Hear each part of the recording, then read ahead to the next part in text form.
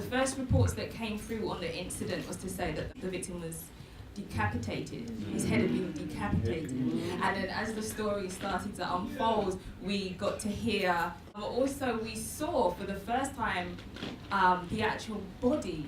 You know, it wasn't covered or anything on display, and I just think that they're going to real lengths, the media, to really shock and awe people, because they weren't even considering the family and how they would feel once they discover that that's their brother, their son. They didn't care about that.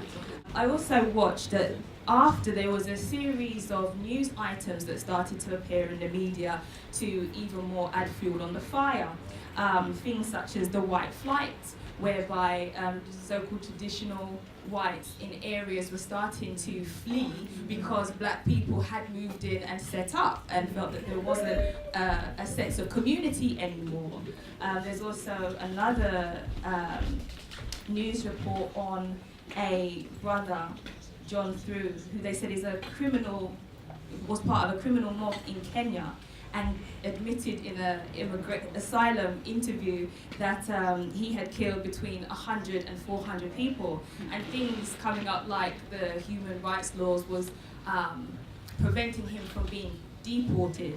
And they're bringing up things as to say that he's getting his council tax paid, and really kind of digging at the issues that they know incite Caucasian people in this country. So it's very clear that it's an all-out wage of war on us. When I first saw the image of our brother with the meat cleaver and the blood on his hands, I just said to myself, wow.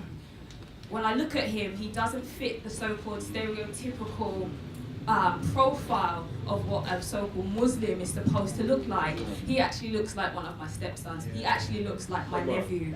And with the Terrorism Act being very ambiguous, it's like they have now set the condition to say that we have reason to more than stop and search our youth. We can actually have them under this Terrorism Act.